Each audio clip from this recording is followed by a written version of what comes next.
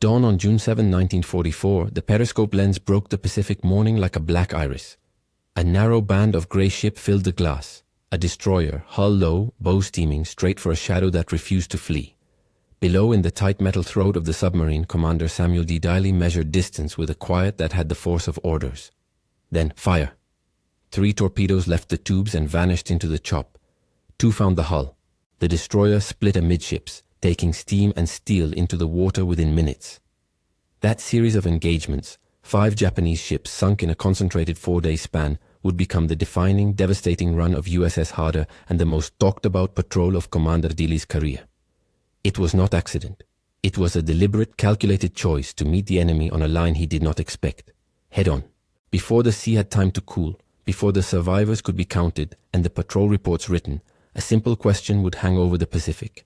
How had one submarine with one crew carved such a brief and brutal mark into a vast war? Where doctrine said concealment, Diley chose confrontation.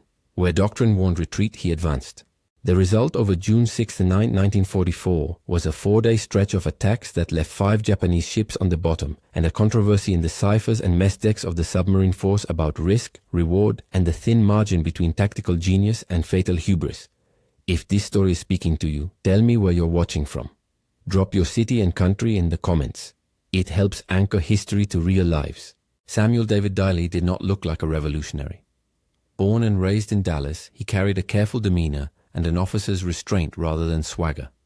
His service record read like a map of hard lessons. Years on surface ships, commands in cramped destroyers, a transition into submarines that came after disappointments and professional setbacks. He believed in preparation, in angles and timing, in learning from what had failed him.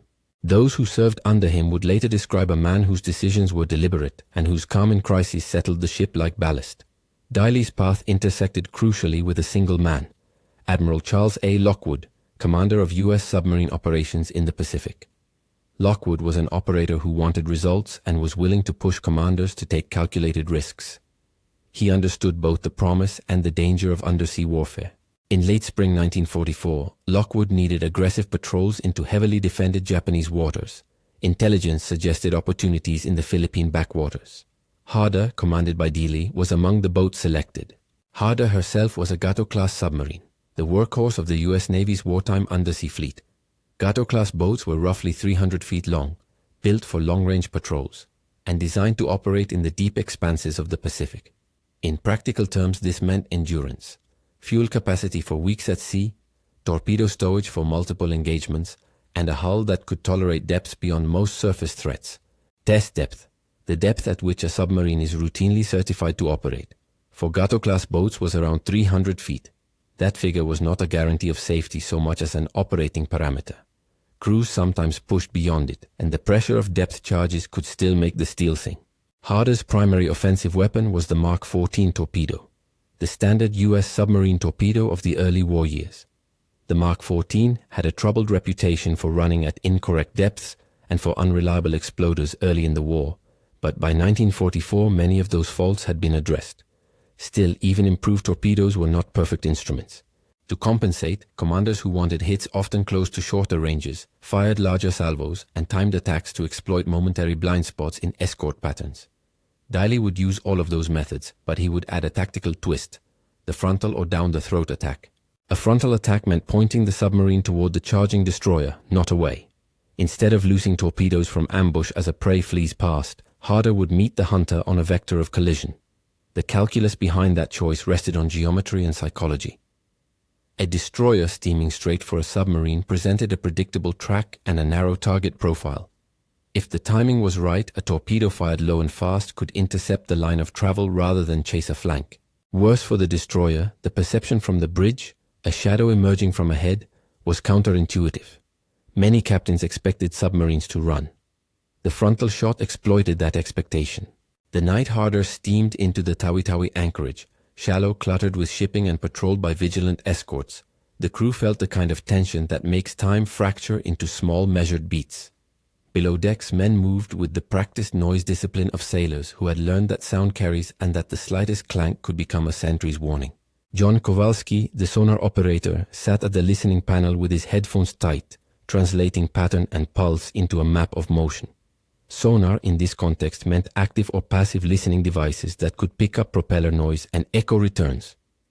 It was less precise than a periscope's eye, but essential when the boat was submerged and the night was thick. Frank Lynch, Harder's executive officer, was the officer who took Diley's intent and worked the practicalities of execution.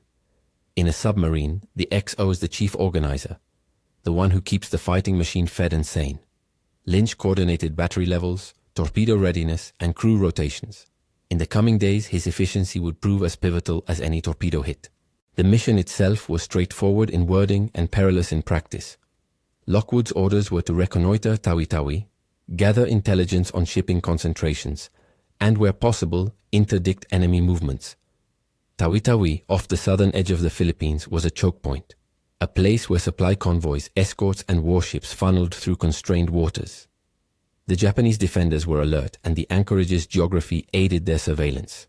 For a submarine operating in such a place meant risk of detection from both air and sea, short escape corridors, and the constant possibility of contact under depth charge attack. It also meant opportunity. A single well-executed attack could yield outsized effects. June 6th began with a wet morning and a sky the color of old pennies. Harder crept toward the outer reaches of the anchorage, periscope lowered, engines slow. The first contact was a cargo vessel.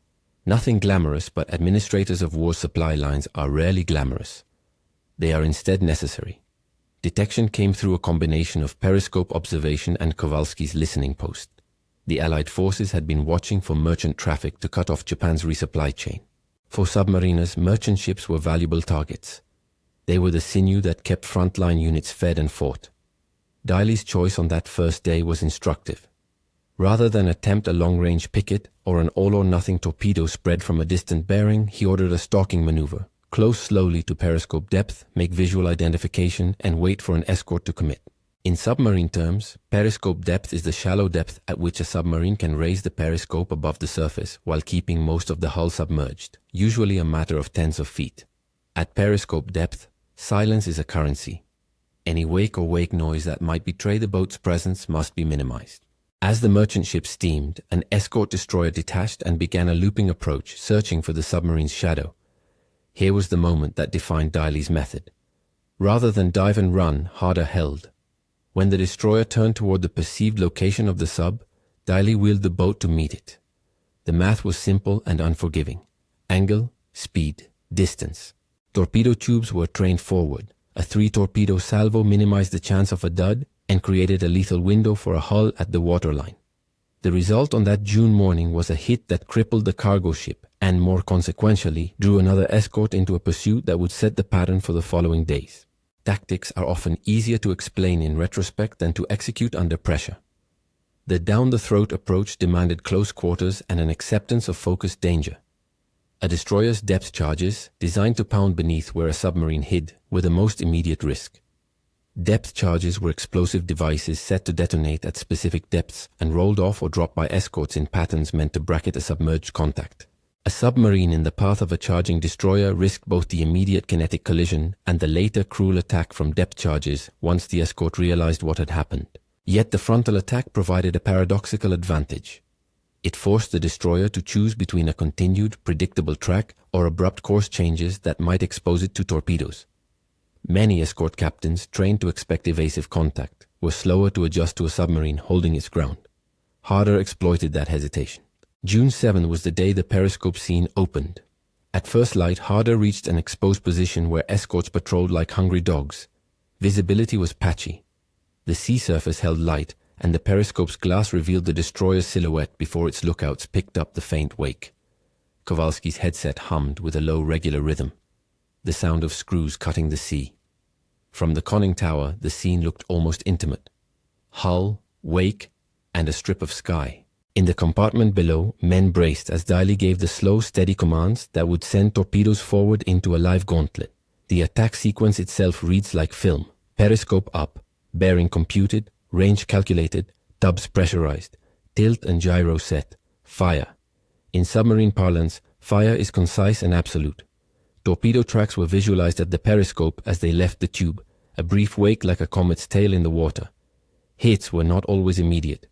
A ship could lurch, list, then take on water in stages. In this case, the destroyer fractured quickly, the stern pitched and disappeared, the bow listed and sank. Quick, effective, and shocking in its suddenness. But for every moment of triumph, there was an aftershock. An explosion draws attention. Other escorts altered course, depth charges began to fall, and the submarine's delicate balance between stealth and aggression was tested. Harder dove deeper, the hull groaning as pressure increased and the boat took on a muted, claustrophobic soundscape. Pumps humming, men breathing shallowly, the distant thud of depth charges compressing the world into a series of dampened impacts. Depth charges designed to bracket the submarine's estimated position made the boat feel like it was being wrapped by a fist. Diley's response in those seconds and minutes was not uncalculated panic, but a choreography of survival. Change depth, run silent, and let the hostile pattern pass. The crew executed trained drills. Battery banks were monitored, engines shifted into silent running mode, and repairs were made to any minor battle damage. Lensch coordinated the internal rhythm. Who took sound watch, who tended injured sailors, who readied torpedo tubes for a probable follow-up engagement. The boat survived the first barrage, and the immediate horizon was survival and the inventory of the campaign. How many torpedoes remained? How much battery life was left? What repairs were needed? Tactics require resources. Torpedoes are limited. Each deep attack eats stocks that cannot be instantly replaced. Harder began the patrol with a full load, but 3 torpedo spreads and occasional misses could deplete stores quickly. The importance of timing then becomes twofold. The tactical timing of a single shot and the strategic timing of when to spend finite ordnance. Diley's decisions would balance immediate opportunity against long-term mission viability. The second day, June 8th, unfolded with similar ferocity but greater intensity. Intelligence had a way of compounding itself. A sinking led to increased patrols, and increased patrols narrowed the sea. Harder found itself in tighter quarters, with more escorts invested in hunting any sign of the sub. Yet the engagements intensified. A convoy moving through the strait presented multiple targets. Cargo ships and their protective destroyers operated in a choreography of mutual defense. Harder's approach on June 8 was more methodical. The submarine stalked from dawn into late morning, placing itself in the intercept lane where escorts would steam to cut cross-track movement. On one of those encounters, Diley chose a shallow angle approach that forced a destroyer to turn and present a flank. That flank, momentarily exposed, offered a better kill geometry. Torpedoes striking amidships could break structural continuity, and merchant squadrons with thin wartime maintenance often lacked the compartmentalization to survive such a blow. The result was another sinking, another wreckage in the water, and another immediate reaction. The escorts responded with coordinated depth charge patterns, including runs intended to bracket the last known contact. The boat dove and the compartment became a world of metallic creaks and the staccato punctuation of explosions above. Men held their breath. Some checked gauges and instruments as if by ritual. Between the attacks, Diley and Lynch performed the least glamorous but most essential work: damage assessment and tactical planning. Was the next target worth the risk? Would another frontal engagement invite a concerted counterattack that could overwhelm the sub? Their calculus considered not only the physical state of the boat, but the psychological state of the escorts. If an escort commander believed the submarine would flee, he might follow traditional interception patterns. If he suspected the submarine meant to stand and fight, he might alter tactics unpredictably. Diley's gambit depended on the expectation that the enemy would not anticipate an aggressive counter. A brief tactical aside is useful here. A torpedo spread refers to firing multiple torpedoes at slightly different bearings to cover a target's evasive maneuvers or to increase hit probability. A salvo is the simultaneous or sequential firing of several torpedoes. When facing a charging destroyer, a forward salvo reduced the variable of target movement. Rather than predict where the escort would be, it presented a converging line the escort would cross. The psychological underpinning is simple. Surprise and commitment can fix an adversary long enough for physics to do the work. By late June 8th, the crew of Harder had begun to feel the cost of success. The air below decks grew thick from activity and spent oxygen. The men rotated on stateroom bunks in shorter snatches of sleep. The electric batteries for submerged propulsion demanded careful management. Batteries supplied power for silent running and for propelling the boat when engines were shut to avoid acoustic detection. But batteries drained and took time to recharge on the surface, which in the face of vigilant air patrols was itself a hazard. Each decision to surface and recharge was an exposure. Each decision to remain submerged meant depleting a finite resource. In the narrow hours before dusk on June 8th, Harder made contact with a small group, an escort and a freighter. moving within a channel that offered little room to maneuver. Diley decided to press the attack. The frontal tactic here involved a shorter fuse. Approach on a bearing so the torpedoes would intercept the escort on its charge and simultaneously threaten the merchantman. The geometry was tight. The periscope, like a steady eye, watched the bow wave and judged the timing. Torpedoes were fired.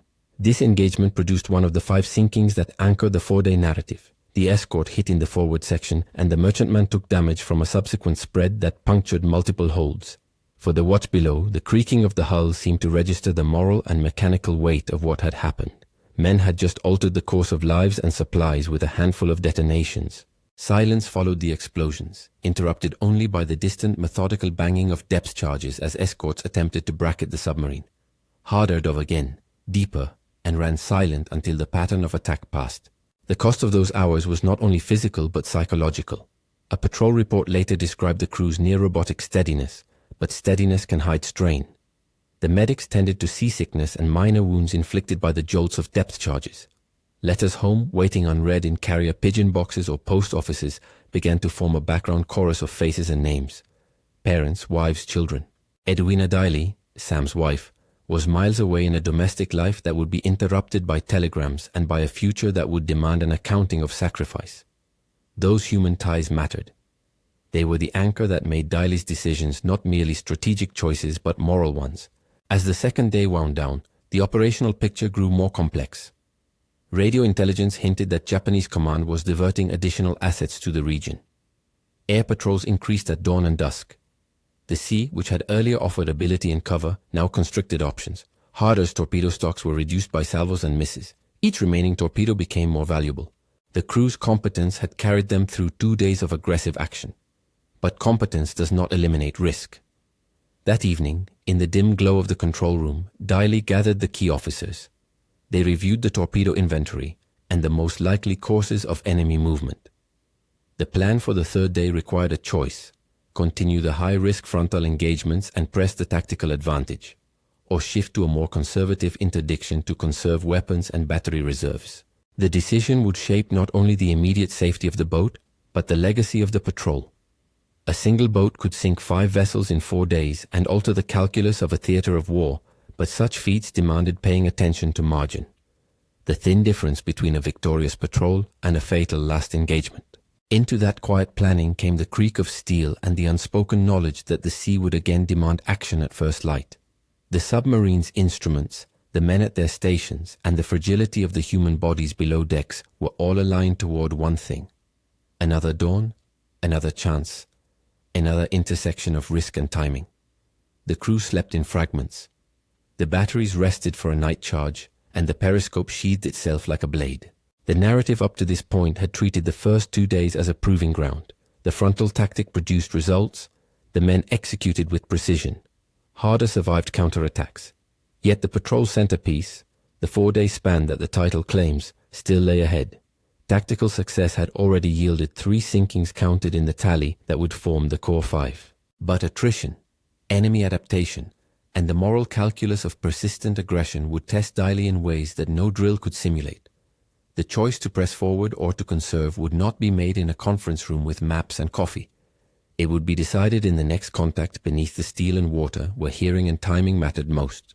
When dawn came to open the 3rd day, the sea looked deceptively calm. Clouds smudged the horizon. From the conning tower, the pattern of wakes suggested more escorts than the previous day.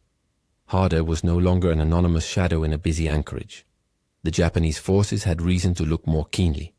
Diley's approach on June 9th would require even finer calculations. Torpedo angles would have to be exact, battery management near perfect, and the crew's response time shorter.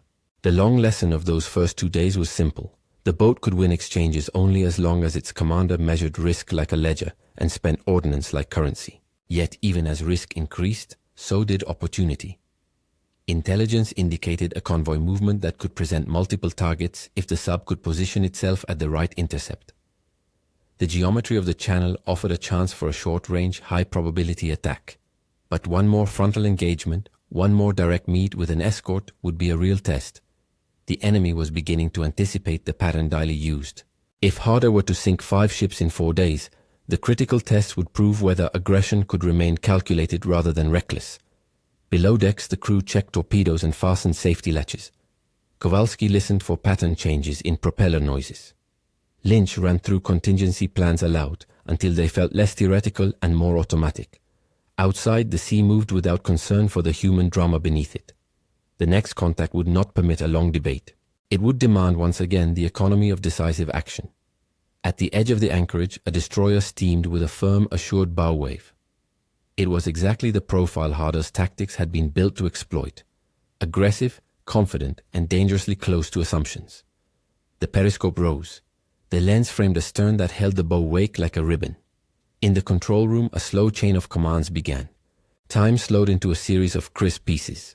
Angle of approach, torpedo set, gyro alignment, and then the single emphatic word that in that cramped world carried both hope and risk: fire.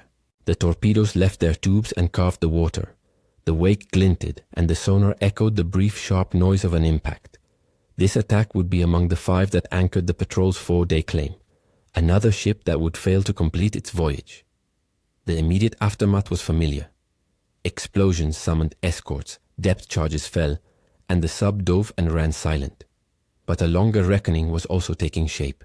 Each success made the boat more visible on enemy charts and more likely to be hunted with greater intensity. The cost of aggression compounded. As the 3rd day's action wrapped, the crew took inventory again. Torpedoes, battery charge, damage, and the state of men's bodies and minds. They had achieved tactical brilliance fragment by fragment, but the strategic picture remained murky. Would a continued offensive posture further strain the boat and invite a fatal counter? Or would retreat allow a precious window of resupply to pass unused, a convoy to slip through, and the strategic initiative to wane? These were not academic questions in a metal shell with water pressing from all sides. They were questions of survival and of mission. The 3rd day had delivered another success, but it had also tightened the net. Harder's crew, steady and competent, felt the strain of a mission that demanded more participation from them than most patrols would. The next hours would require rest for some and readiness for others. Command decisions made now would echo beyond the immediate moment.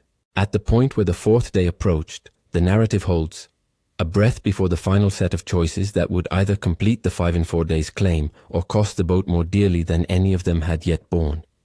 The men knew their ship, trusted their commander, and accepted that war is a ledger written in metal and human lives. Outwardly, the sea offered no judgment. It only required answers. Inside, the crew prepared for the last arc of a patrol that was fast becoming history. The 4th day opened with a thin, cold light that made the sea look like forged metal. There was no ceremony to it, only the businesslike movement of men who had learned to translate weather into tactics. Harder had already counted 3 victims in the ledger of the patrol. 2 days of frontal attacks had yielded results and erased in the span of a single week a stretch of enemy logistics and defense. Now, as June 9th unfurled, the boat faced the hardest question of any campaign: press the advantage or accept that attrition and enemy adaptation might make further aggression fatal. On the bridge, Diley watched the cues he trusted: wake patterns, horizon traffic, and the rhythm of sound through Kowalski's headphones. Kowalski, the sonar operator, had become the patrol's second eye. His skill turned noise into opportunity. On this morning, sound suggested a cluster of contacts moving through a narrow channel. A formation that, if intercepted properly, might yield multiple targets in a single geometry. The plan Diley chose was audacious in its economy. Position Harder where the convoy's clear movement would intersect the predictable track of its escorts, then strike in such a way that one salvo could cover more than one hull path. The approach demanded exactitude. The periscope rose barely above the water. Its lens cut the surface into a narrow slice of reconnaissance. From the conning tower, hulls drifted into view, their silhouettes taut with purpose. Diley read them as if they were lines on a sheet of music. Tempo, dynamic, and likely next movement. He ordered silent running, a mode that shut down noisy gear and kept screws whispering. Below, men held their positions with the practiced stillness of surgeons. The first opportunity that day was an escort that swung close to the convoy's outer lane. A destroyer that had the habit of moving slightly ahead of the merchant line to probe for threats. The geometry was textbook for a frontal interception. The escort's vector would carry it toward Harder's intended position, and a tight forward salvo could convert that predictable approach into a kill. Diley selected a 3-torpedo spread from the forward tubes, favoring a slight convergence to account for any last-moment screw changes. The torpedoes left like arrows from a hidden bow. What followed was a concise sequence of violence and skill. 2 torpedoes struck amidships, breaking structural continuity. A third found a flank and thinned plating until it failed. The destroyer shuddered, listed, and began to founder. The crew of Harder watched as a silhouette that had been a threat a heartbeat before became wreckage. There was no celebration beneath the waves, only the precise bookkeeping of a warship. Tally hits, check for counterattack, assess noise. The escorts reacted quickly, dropping patterns of depth charges that thudded against the hull and made the steel around the men feel thin as paper. Harder Dove ran silent and listened as the pattern of bombs traced arcs above them. That sinking brought the patrol's count to 4. It was a number that mattered as both fact and temptation. Each success drew more attention from the enemy, and each additional strike made return to friendly waters harder by removing cover and increasing enemy resolve. The men felt this in the way their watches lengthened and their sleeps shortened. Any error born of exhaustion could be fatal. Late that afternoon, with the sea flattening into a pale sheet, Harder detected movement that would compose the fifth and final piece of the 4-day sequence.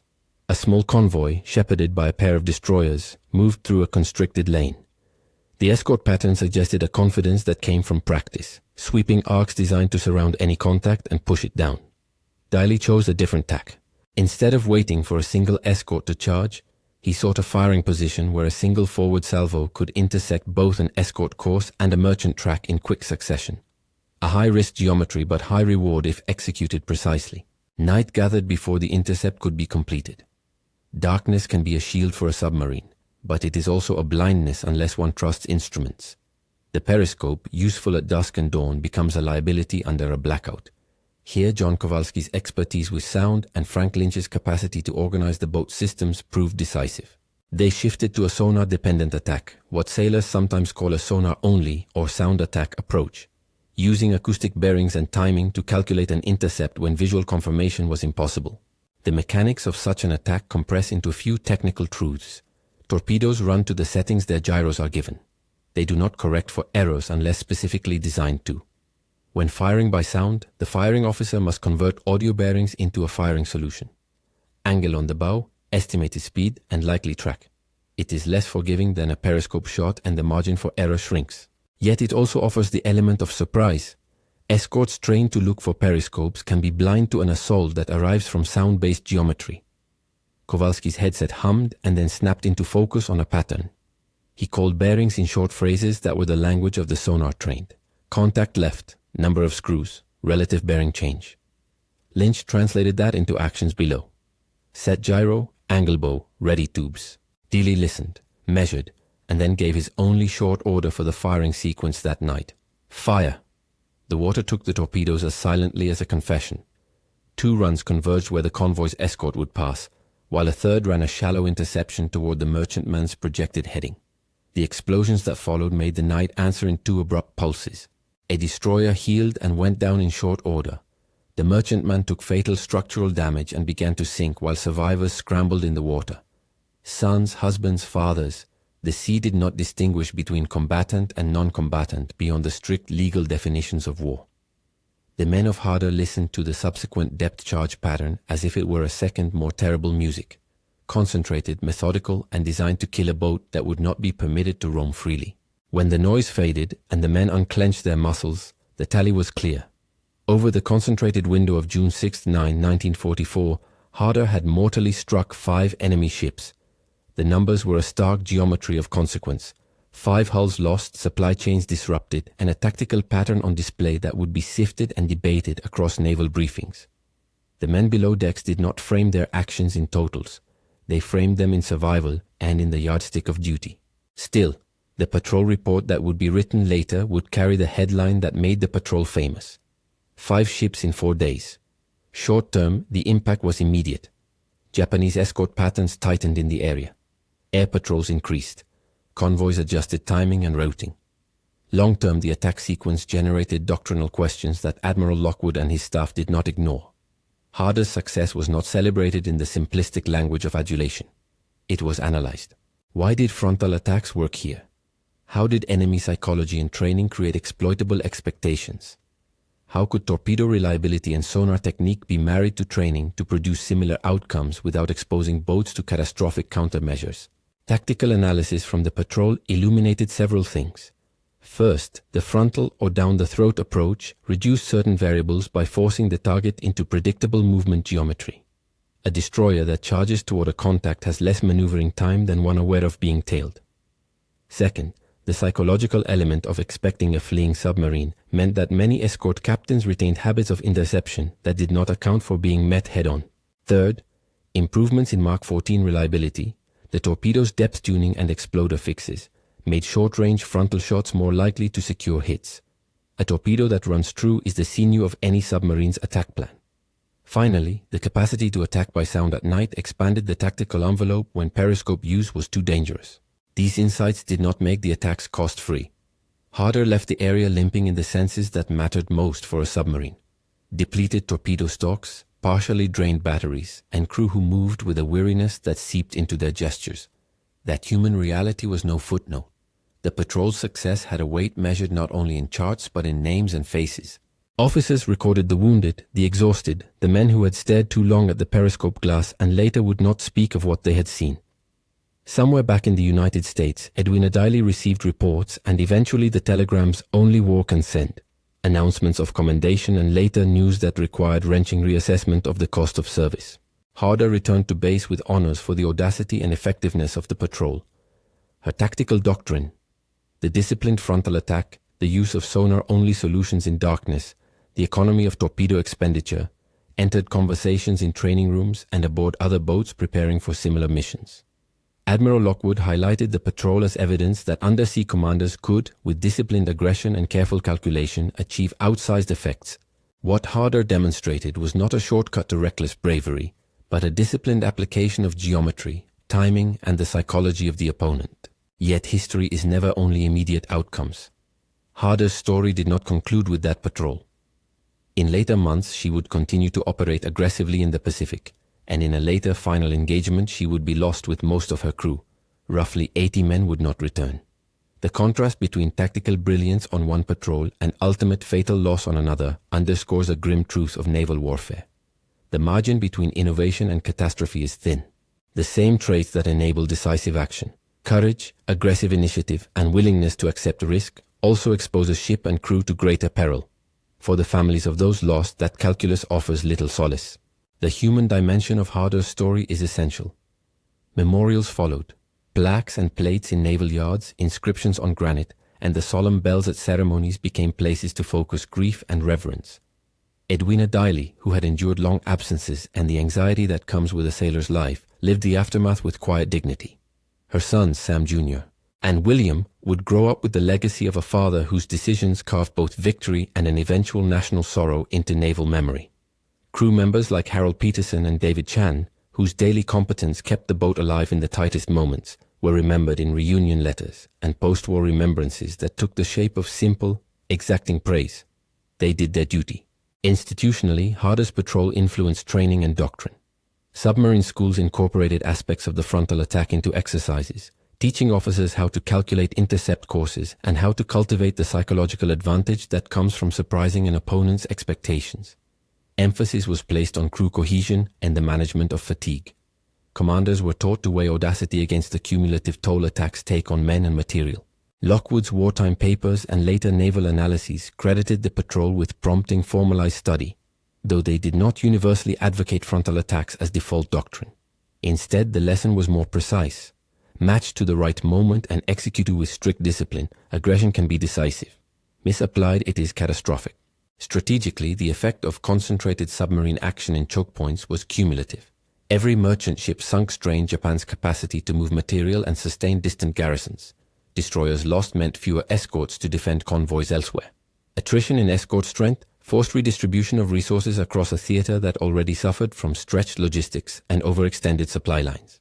Harder's 5 ships in 4 days did not by itself topple a navy, but it added to the growing attritional pressure that shaped late-war Pacific operations, a war of supply lines and interdiction as much as of fleet engagements. There was also an intelligence dimension. Reconnaissance notes from Harder's patrol, observations of convoy routes, patterns of escort deployment, and timings were folded into broader Allied intelligence assessments. Those assessments informed operational planning for other units, from aircraft patrol assignments to surface task force routing. In that way, a single undersea patrol multiplied its impact through the information it returned, not merely through the ships it sank. The legacy of Diley himself became complex in naval memory. He was praised for measured, precise decision-making that blended caution with audacity. He was criticized by some who argued that such tactics, if overused, invited inevitable losses. Historians who later reviewed patrol reports noted that what made the June 6-9 sequence work was not a single flash of genius, but a combination of factors: technical improvements, skilled execution by men like Kowalski and Lynch, and a theater context that offered opportunities for decisive action. Diley's name remained associated with calculated risk, a model for officers who would study his maneuvers and emulate the balance he sought between aggression and survival. The emotional residue of the patrol, like most military acts of consequence, has two faces. On one side sit the tactical and strategic assessments, the commendations and the doctrinal changes. On the other sit the families and the empty chairs at home, memorial services, veteran recollections, and the quiet rituals families performed, naming ceremonies, visits to naval cemeteries, private remembrances, are as important to the story as the charts and technical diagrams. In dedicating plaques or in placing wreaths, the nation acknowledged not only tactical success, but the human cost that made such success possible. So what is the enduring lesson of a submarine that sank 5 Japanese ships in just 4 days? There are tactical takeaways. Geometry matters. Psychology can be weaponized. Technical improvements like corrected torpedo behavior and refined sonar techniques can change probability into certainty. There are operational truths. Small units, properly used, can alter the course of logistics over wide theaters. There are also moral and institutional lessons. Innovation in war demands careful stewardship.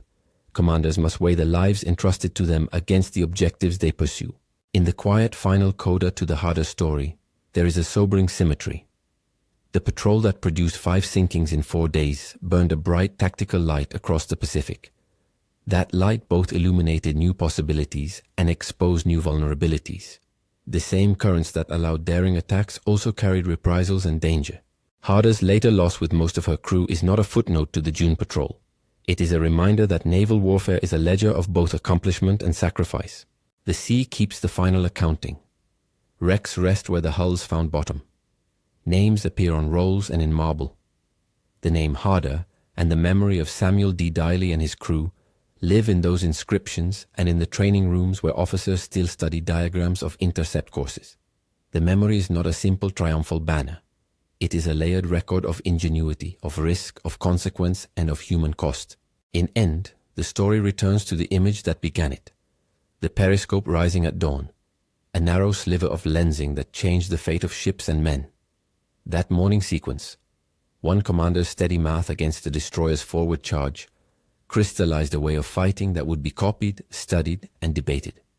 The patrol's banner headline remains true. 5 ships sunk in 4 days. The fuller truth, the one the Navy remembers in its training and its memorials, is more complicated. It balances celebration of tactical skill with a sober accounting of what war asks of those who serve. If this deep dive into Harder's most famous patrol has raised questions or brought to mind other episodes of naval audacity you'd like to explore, leave a note in the comments about what theater or ship you want us to examine next. For those who want to read deeper, primary sources include the Patrol Report, Admiral Lockwood's operational summaries, and naval archival records. Links to those materials and a short reading list are in the description below. Subscribe for more detailed military history breakdowns. Check the description for sources, recommended reading, and memorial pages dedicated to the men of USS Harder.